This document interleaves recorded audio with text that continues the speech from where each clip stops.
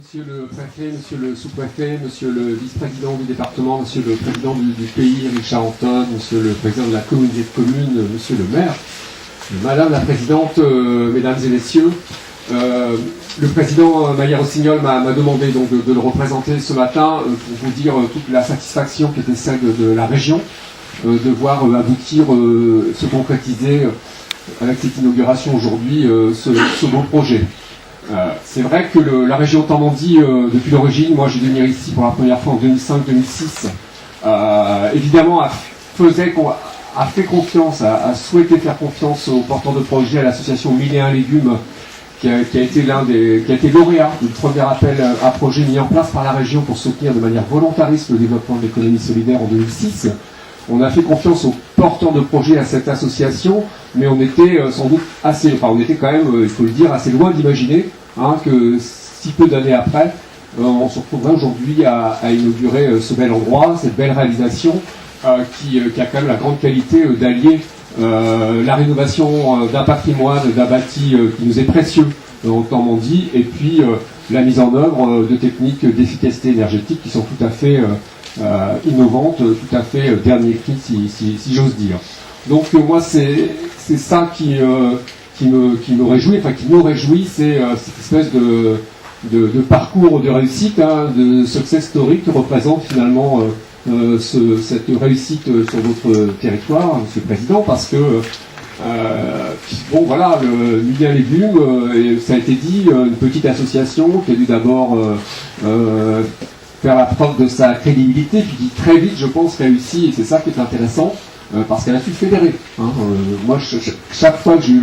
la chance de représenter la région ici, aussi bien à vos fêtes qu'à vos manifestations, j'ai bien vu que tous les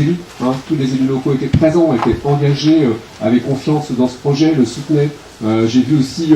j'ai eu l'occasion à chaque fois dans les manifestations, enfin ça, tout le monde l'a vu, de rencontrer le succès populaire quand même dans ce canton rural. Les affluences qu'on a pu voir à chaque fête des 1001 Légumes montraient bien qu'on avait un projet qui répondait à des attentes locales, qui était très bien ancré dans son territoire et qui participait très bien au rayonnement de votre canton et du pays. Donc ça, je crois que c'est quand même la grande qualité, peut-être l'hommage qu'il faut rendre aux militants, parce que c'est pas un gros mot de le dire, de l'association 1001 Légumes, c'est d'avoir su réussir, avancer, mais toujours en fédérant, et toujours en étant capable de dialoguer. Je les en remercie aussi au nom de la région, parce que l'accompagnement de ce dossier n'a pas été... c'est très bien passé, parce que le dialogue a toujours existé dans d'excellentes conditions entre la collectivité que je représente aujourd'hui et puis votre association. Donc voilà, moi il se trouve que je suis vice-président en charge de l'économie sociale et solidaire et de l'agriculture, et de ce double point de vue, j'ai envie de dire que je bois un peu du petit lait ce matin, qui est bio, parce que oui, j'y tiens quand même. L'économie sociale et solidaire, ça a été pendant un certain temps une promesse d'avenir. On voit bien que c'est un peu plus qu'une promesse. On voit bien qu'avec quelques bouts de ficelle et puis un peu de bonne volonté, puis un peu de capacité à fédérer, on peut réussir des prodiges, on peut créer de l'emploi, j'y insiste, parce que il y a des aides publiques pour les investissements, mais l'association, elle fonctionne, elle se développe, elle a créé de l'activité, ce sont ces activités qui la financent, elle s'autofinance aujourd'hui, et ça c'est important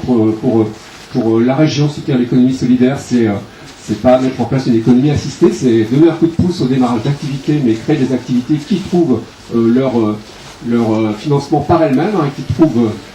voilà. Donc de ce point de vue-là, c'est effectivement une réussite. C'est ça l'économie solidaire, c'est créer de l'activité, c'est créer de l'emploi, c'est innover. Parce qu'aujourd'hui, c'est presque une banalité que de dire que dans des territoires, on peut créer des emplois en remettant en culture des terres parfois qui sont en friche, en fournissant des produits de qualité aux habitants, en développant des circuits courts, en développant l'agriculture biologique. C'est presque une banalité, mais quand vous avez commencé, ça ne l'était pas.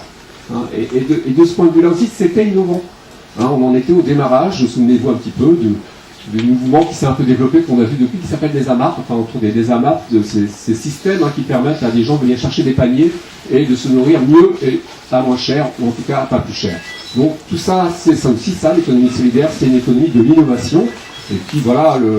Et ben, c'est aussi quand même de l'agriculture, disons-le, hein, sur ce site. On se souvient tous du site il y a 10 ans, on voit aujourd'hui, hein, et c'est quand même avec grand plaisir, hein, beaucoup de bonheur que je pense on est très nombreux à participer à la fête des milliers de légumes, à voir chaque année ce qui se produit ici, mais aussi le rôle tout à fait utile que joue Milliers Légumes en tant que potager conservatoire, hein, du point de vue de la réhabilitation